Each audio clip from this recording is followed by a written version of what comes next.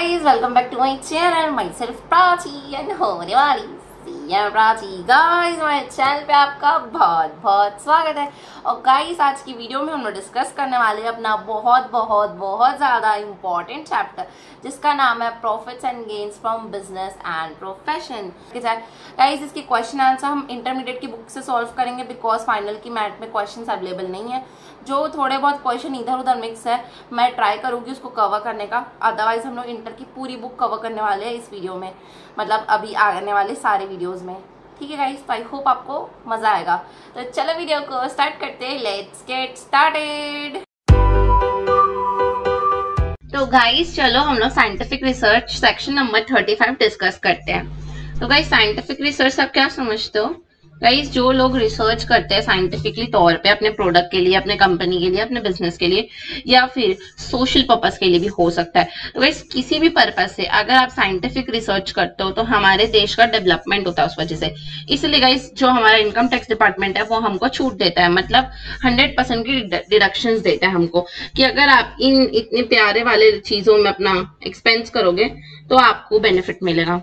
ठीक है गाइस, तो दो टाइप का होता है, एक इन हाउस रिसर्च होता है, मतलब अपने घर पे खाना बना लो। जैसे गाइस खाना होता है तो अपन एक तो घर पे खाना बना सकते हैं, एक तो अपन बाहर जाके खा सकते हैं। वैसे ही इन हाउस एंड आउटसाइड ऐसे याद रखना है, तो हम घर में खाना बनाएंगे या तो हम बाहर जाके खाना खाएंगे। ठीक है, खाना खाना कॉन्स्टेंट है। वैसे ही साइंटिफिक रिसर्च दो टाइप की हो सकती है, घर में हो सकती है, बाहर में हो सकती है। घर में हो सकती है गाइस तो उसका भी दो है कि घर के किचन में होगी या फिर बाहर कहीं पर होगी। ठीक है, तो वैसे ही या तो बिजनेस स्टार्ट होने से पहले होता है या तो बिजनेस स्टार्ट होने के बाद होता है।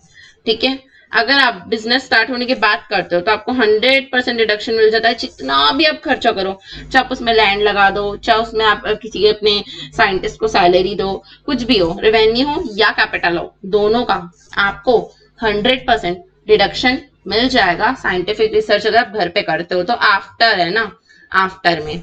और बिफोर के केस में गाइस ध्यान देना एकदम, ये वाला इंपॉर्टेंट पार्ट है, इसमें से क्वेश्चन पक्का आता है। इंटरमीडिएट में तो 100% आता है, फाइनल में भी चांस रहता है आने का। ठीक है, तो रॉन्ग नहीं करना। देखो अगर बिफोर है तो कैसे देखना है, बिफोर में आपको 3 साल तक का मिलता है, पिछले 3 साल का खर्चा मिलेगा, जिसमें गाइस कैपिटल एक्सपेंस और रेवेन्यू दोनों मिलता है। ठीक है, कैपिटल और रेवेन्यू दोनों मिलेगा, बट लैंड नहीं मिलता। लैंड का जो खर्चा है वो नहीं मिलता, बाकी कैपिटल और रेवेन्यू आपको दोनों मिलता है मतलब जब बिजनेस चालू नहीं हुआ है उससे पहले, वो भी 3 साल का ना। ऐसे नहीं कि जीवन से आप बस यही काम कर रहे हो, ऐसे नहीं, पिछले 3 साल मतलब बिजनेस चालू होने के पिछले 3 साल तक के आपको खर्चे मिलते हैं। ठीक है, रेवेन्यू वाले मिलते हैं और कैपिटल वाले में लैंड नहीं मिलता। सैलरी मिलेगा गाइस, आप साइंटिस्ट को सैलरी देते हो ना, क्योंकि रिसर्च कराओगे तो साइंटिस्ट को सैलरी देना पड़ेगा। बट हाँ, उसको आप कोई पर्क्यूसिट्स दे रहे हो तो वो नहीं, उसका कोई डिडक्शन नहीं मिलता। क्यों दे रहे हो, हम नहीं बोले थे देने को, ये मत देना, सैलरी का मिलता है। कोई भी रॉ मटेरियल परचेज करोगे गाइस तो उसका मिलेगा। क्लियर हुआ? रिवेन्यू में आपको रॉ मटेरियल परचेज का मिलता है और सैलरी का मिलता है।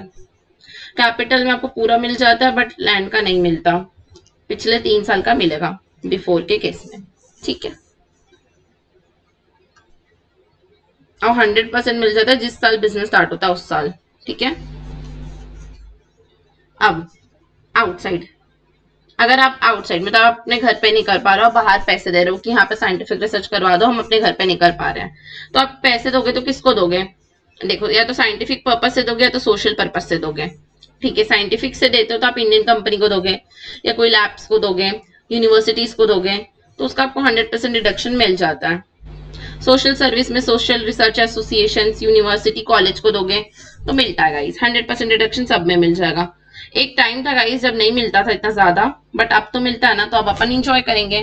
ठीक है, 100% मिल जाएगा जिस दिन अपन बिजनेस स्टार्ट करेंगे उस दिन। ठीक है, 100% डिडक्शन मिल जाएगा, बट ये अप्रूव्ड होना चाहिए, याद रखना गाइस, ये अप्रूव्ड होना चाहिए। ऐसे नहीं कि आप कोई भी नॉर्मल सी चीज को दे दी जो कि अनअप्रूव्ड है।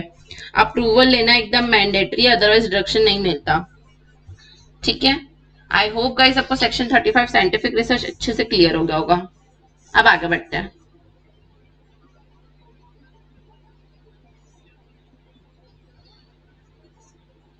अब गाइस आपने रिसर्च के लिए क्या किया पता है? असेट्स खरीद लिया। अब आपने असेट्स तो खरीद लिया बट उसको गाइस उसकी कुछ कंडीशंस होती हैं, आप ऐसे बेच नहीं सकते उस असेट्स को कभी भी जब आपका मन होगा। ठीक है, तो अपने एसेट खरीद लिया, तो आप बेच सकते हो कि नहीं, उसके बारे में पढ़ते हैं अपन। ठीक है, तो without using for any other purpose पर सेल कर दिया। आपने क्या किया, अपने से खरीदा था, आपने एक असेट खरीदा था, असेट खरीदा था, ठीक है, ये असेट है। अब आपने उसको कोई भी दूसरे पर्पस से यूज नहीं किया, आप सीधा बेच दिया उसको। ठीक है, ऐसे ही बेच दिए। तो उस केस में गाइस आपकी जो कॉस्ट ऑफ एक्विजिशन होगी, उसकी कॉस्ट ऑफ एक्विजिशन वो आपकी टैक्सेबल हो जाएगी पीजीबीपी में, और उससे ज्यादा अगर कॉस्ट से ज्यादा में सेल हुआ तो फिर वो कैपिटल गेन में जाता है। मैम नहीं समझ में आ रहा है, समझाती हूँ। देखो, आपकी मशीन की कॉस्ट थी 50 रुपए, आपने सेल किया 80 रुपए में, तो 50 के सामान को आपने 80 में बेचा, तो कितना ज्यादा प्रॉफिट कमाया आपने, 60, 70, 80। तो गाइस 30 रुपए जो होगा वो कैपिटल गेन में टैक्सेबल होगा। 50 रुपए तक यहाँ पर होगा और 30 रुपए यहाँ पर होगा।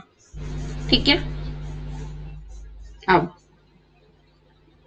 Asset use for other purpose, यहाँ पर आपने साइंटिफिक रिसर्च का पर्पस में यूज किया और उसके बाद फिर सीधा बेच दिया, तो ये वाला कंडीशन होता है। अगर आपने दूसरी चीज के लिए यूज कर लिया, मतलब आप अपने नॉर्मल बिजनेस में ले गए वो एसेट को, ठीक है, तो sale consideration to be reduce from the block of asset and cost of acquisition nil होगी। मतलब आप क्या करोगे, सेल करोगे, समझ लो 80 में सेल किए थे ना, तो उसकी कॉस्ट को नील ले लोगे और पूरा 80 के ऊपर टैक्स पे करोगे फिर।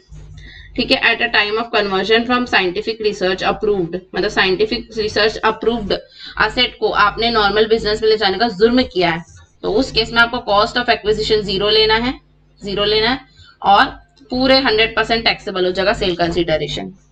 ठीक है गाइस, आई होप आपको यहाँ तक क्लियर होगा। गाइस बहुत ज्यादा इजी प्रोविजंस है, अगर आप पहली बार भी पढ़ रहे हो तो बहुत इजी है, और अगर आप रिवीजन कर रहे हो तो भी बहुत इजी है, कुछ है ही नहीं इसमें। ठीक है, अच्छे से समझ में आया, फिर से बता देती हूँ, एकदम ज्यादा इजी। देखो, अगर कोई सामान आपने अदर पर्पस के लिए यूज ही नहीं किया, सेल कर दिया सीधा, तो जितना कॉस्ट रहेगा उतना पीजीपीपी में टैक्स होता है, उसके ऊपर जितना भी रहेगा वो कैपिटल गेन में टैक्स होता है। अगर आपने कोई दूसरे में यूज किया तो कॉस्ट को जीरो ले लेना, और जितना भी सेल कंसिडरेशन है उसके ऊपर टैक्स दे देना पूरा का पूरा पीजीपीपी में। आई होप गाइस आपको यहाँ तक क्लियर हुआ होगा। ठीक है, अब आगे बढ़ते हैं। अब गाइस हम लोग पढ़ेंगे स्पेसिफाइड बिजनेस। सेक्शन 35 एडी जो है ना, वो हमको बताता है कि कुछ स्पेसिफाइड बिजनेस है जिनके ऊपर हमको मतलब उसके ऊपर हमको 100% डिडक्शन मिलता है। ठीक है, कितना डिडक्शन मिलेगा आपको, 100% डिडक्शन मिलेगा। कब, कैपिटल आपका एक्सपेंडिचर होगा जब, अगर आपने कैपिटल एक्सपेंडिचर किया तो आपको 100% तक का डिडक्शन मिलता है। ठीक है, 10,000 या उससे ज्यादा कैश दोगे तो डिसअलाउ हो जाएगा। 10,000 से ज्यादा कैश दोगे तो डिसअलाउ हो जाएगा। मतलब गाइस गवर्नमेंट चाहती है कि आप कैश का इस्तेमाल ना करो। इतने सारे ई मोड पेमेंट है गाइस, ई मोड से पे करो ना, क्यों कर रहे हो कैश से पेमेंट, ये ब्लैक मनी होता है, समझ क्या करो। ठीक है, मैं तो 2 रुपए का चिप्स खरीदने जाती हूँ, ऐसे तो आता ही नहीं, 10 का चिप्स खरीदने जाती हूँ तो भी जीपे करती हूँ। कैश का यूज ही नहीं करना चाहिए, बिल्कुल बिल्कुल नहीं करना चाहिए। ठीक है, तो ये डिसअलाउ हो जाता है। फिर goodwill, financial instrument and land, इसकी ये तीनों का कोई भी आपको डिडक्शन नहीं मिलेगा। ठीक है, अगर आपका कोई गुडविल है इस बिजनेस का कोई फाइनेंशियल इंस्ट्रूमेंट है या कोई लैंड है, तो इन तीनों का आपको कोई भी डिडक्शन नहीं मिलने वाला, याद रखना, भूलना नहीं है। एग्जाम में क्वेश्चन आएगा, आप पूरा 100% डिडक्शन मिलता है दे के आ जाओगे, बिल्कुल नहीं, इनका नहीं मिलता है। सेटअप क्यों गाइस, आपने स्प्लिट करा है, आपने बिजनेस स्प्लिट करके बनाया है या रिकंस्ट्रक्शन करके बनाया है, मतलब नया नहीं है ये स्प्लिटेड है या फिर रिकंस्ट्रक्टेड है, तो उस केस में गाइस आपका ये एक्सपेंडिचर डिसअलाउ हो जाएगा, मतलब आपको इसके ऊपर डिडक्शन अलाउ नहीं होगा। ठीक है, अगर आपने सेकंड हैंड गुड्स खरीदा है, क्या जरूरत है सेकंड हैंड खरीदने की, मत खरीदो, नहीं मिलेगा कोई डिडक्शन, सेकंड हैंड नहीं मिलता, डिसअलाउ। आप कोई पुरानी मशीन यूज करते हो गाइस, तो उसके ऊपर कंडीशन है जो कि बहुत ज्यादा इंपॉर्टेंट है, इसको एकदम ध्यान से सुनना, बहुत इंपॉर्टेंट है। अगर आपने ओल्ड मशीनरी खरीदी है, इंपोर्ट करके खरीदी है, तो उस केस में गाइस आपको अलाउ होगा डिडक्शन। वही अगर आप इंडियन एसेट्स को ओल्ड को यूज कर लेते तो नहीं मिलता। इंडियन ओल्ड नहीं चलेगा, फॉरेनर ओल्ड चलेगा, इंपोर्टेड है चलेगा, इंपोर्टेड नहीं है नहीं चलेगा। ठीक है, पार्शियलिटी है बट है। ठीक है, अब डेप्रिसिएशन अलाउ होगा अपन को, और उसको मान लिया जाएगा कि नया है, मतलब इसको अपन मान लेंगे कि ये जो एसेट है ना पुराना वाला ये नया है, और उसके ऊपर डेप्रिसिएशन अलाउ हो जाएगा। ठीक है, और मान लिया, और ये कंडीशन है कि ऐसे नहीं कि आपने यूएसए की कंपनी थी, उसने एक असेट को बेचा मिस्टर ए इंडियन को, मिस्टर ए इंडियन ने मिस्टर बी इंडियन को सेल किया, तो ये सेकंड परचेस हो जाएगा। ये नहीं होना चाहिए, डायरेक्टली फ्रॉम यूएस से आना चाहिए, डायरेक्टली फ्रॉम यूएस से आना चाहिए, ठीक है। First time user in India होना चाहिए। और 20% अगर कोई भी मशीन ओल्ड रहती है तो हम उसको नया मान लेते हैं। मशीन ऐसे नहीं कि बहुत ज्यादा खराब है, एकदम खराब दे दिया है, बस 2-3% ही काम कर रहा है वो, उसके हार्ट बीट बस चल रहा है, बाकी तो पूरा मर गया है, तो उस केस में गाइस नहीं माना जाएगा। 20% ओल्ड रहने से ही मानेंगे उसको न्यू, नहीं तो नहीं मानेंगे। 20% ओल्ड को ही न्यू मानते हैं, ठीक है। और उसके लिए आपको सीए से ऑडिट करवाना पड़ेगा ना, सीए उसको ऑडिट करके बताना चाहिए। और आपको वो मशीन को, वो प्लांट को, वो असेट को 8 साल तक संभाल के रखना है, लॉक इन रखना पड़ेगा, 8 साल तक संभाल के रखना पड़ेगा, ठीक है गाइस। आई होप आपको यहाँ तक क्लियर हुआ होगा।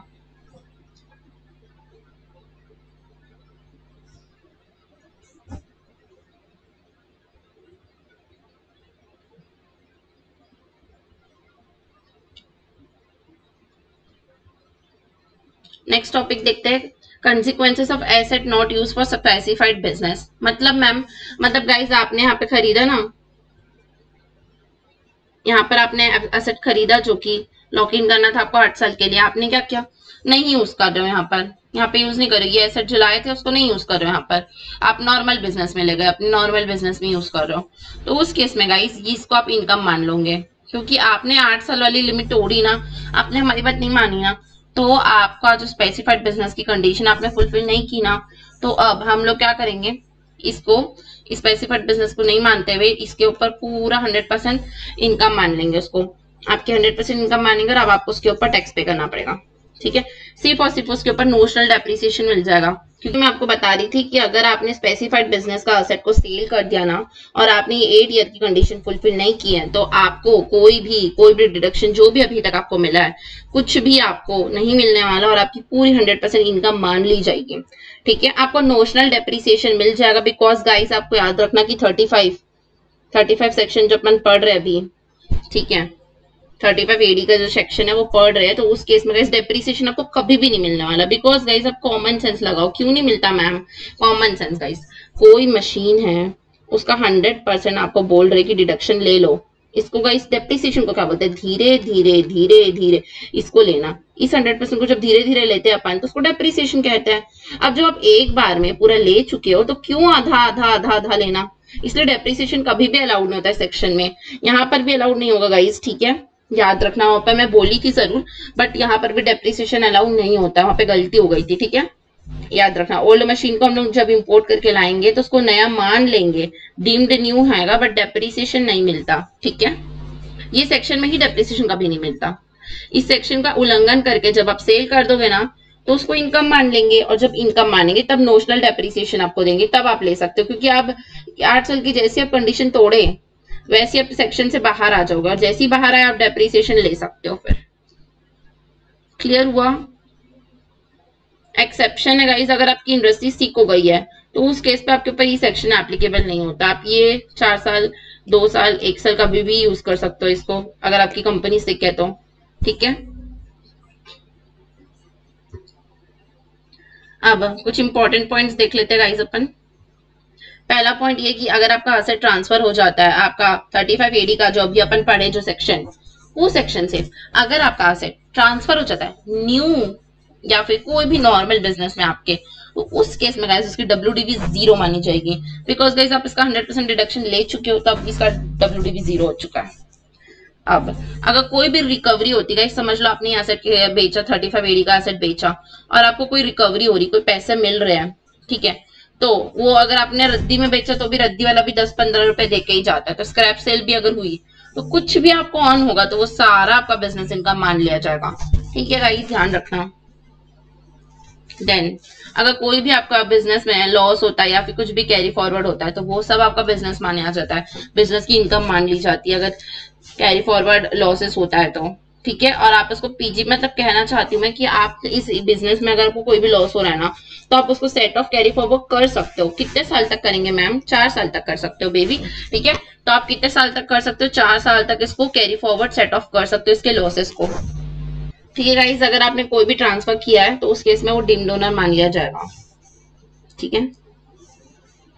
अब आगे बढ़ते guys, transfer between the units. अगर आपका कोई एक यूनिट ए है जो कि 35 एडी का है, मतलब मैम इसके अंदर ना गाइस मैं आपको बताना चाहूंगी कि इसके अंदर बहुत सारे बिजनेस आते हैं जो भी अपन याद करने वाले। नीचे में गाना बनाई हुआ मस्त वाला गाने से याद करेंगे अपन, बट उससे पहले गाइस आपको मैं बता देती हूँ, ये जो यूनिट है ना कोल्ड चेन फैसिलिटी, ये एक स्पेसिफाइड बिजनेस है सेक्शन 35 एडी के अंदर। ठीक है, इसमें आप डिडक्शन ले चुके हो। अब आपने क्या किया, इसको ट्रांसफर कर दिया बी को। बी जो है वो नॉर्मल बिजनेस वाला है, ठीक है, और इससे जो भी पैसे कमाए आपको दे दिया इसने वापस।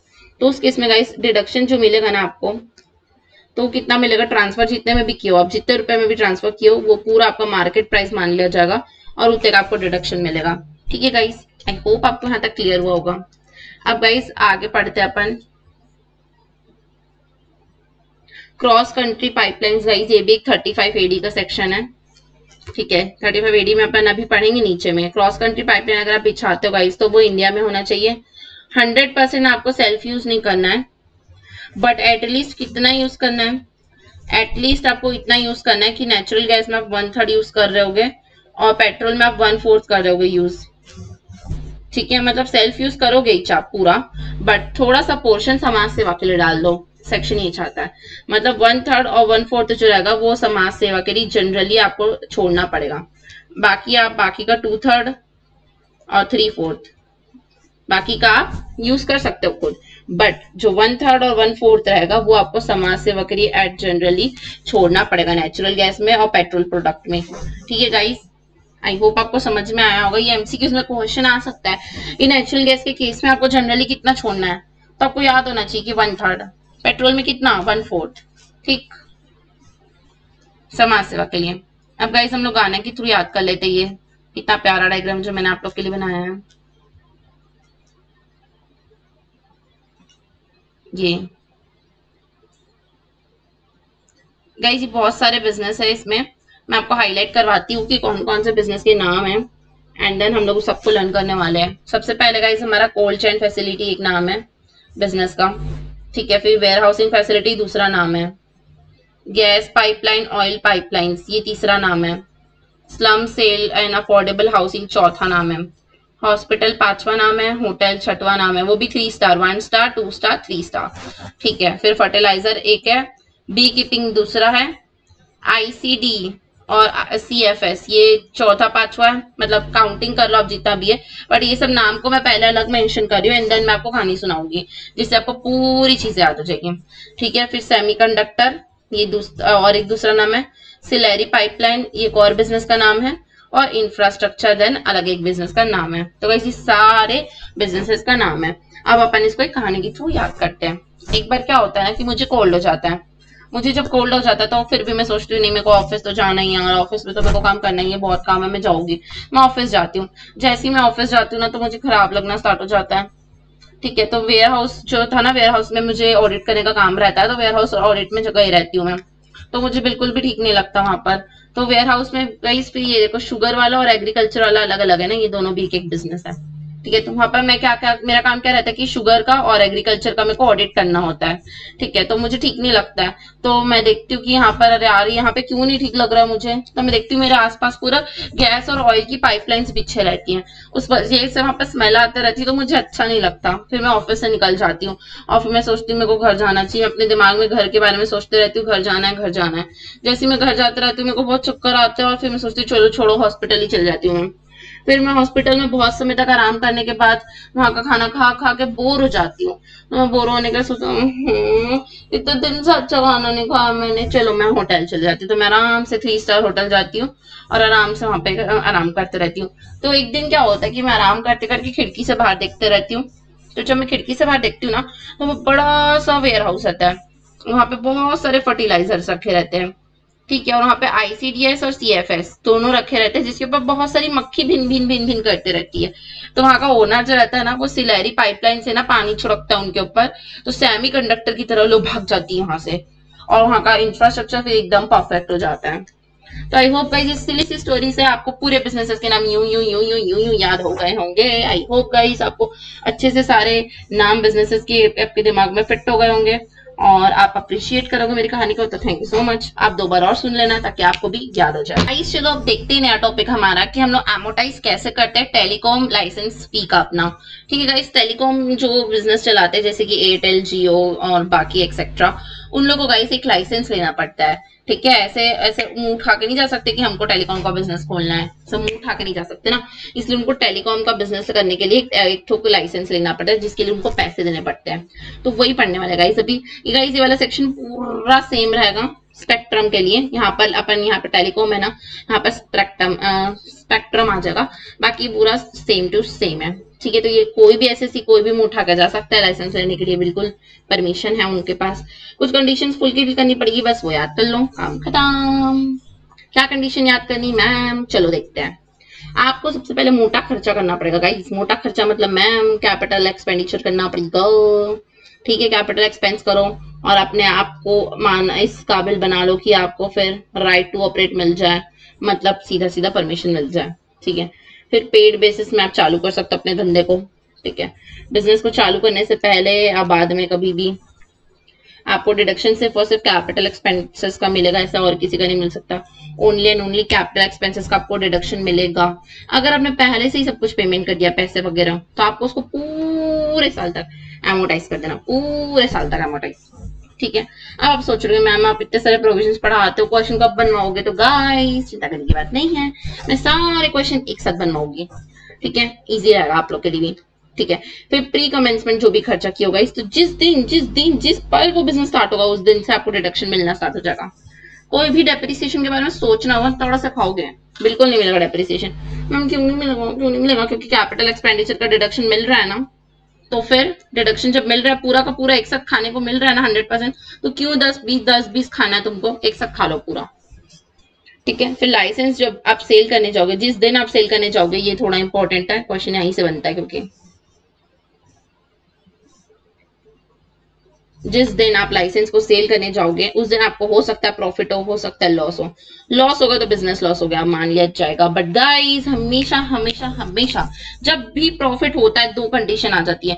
अगर आप 10 रुपए लगाए थे और 15 रुपए में सेल कर रहे हो, तो जो 5 रुपए एक्स्ट्रा दिख रहे हैं यहाँ पर, वो सिर्फ कैपिटल गेन इज लाइक मैं हूँ, मैं 5 रुपए मैं हूँ, तुम बिजनेस तुम नहीं हो, मैं हूँ, ऐसा करके आ जाएगा वो।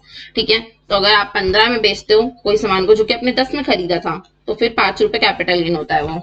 ठीक है, अब ट्रांसफर अगर आप कर रहे हो अमलगमेशन के केस में या डीमर्जर के केस में, अमलगमेशन के केस में या डीमर्जर के केस में क्या कर रहे हो मैम? ट्रांसफर कर रहे हैं, एसेट्स को ट्रांसफर कर रहे हैं, अपने लाइसेंस को ट्रांसफर कर रहे हैं। तो जितनी भी साल उसकी जिंदगी बच्ची बेचारे की, 2-4 साल की जिंदगी उसकी बच्ची होगी बेचारे की, वो सारी आप रख सकते हो, रख लो, ऐश करो, रख लो बस।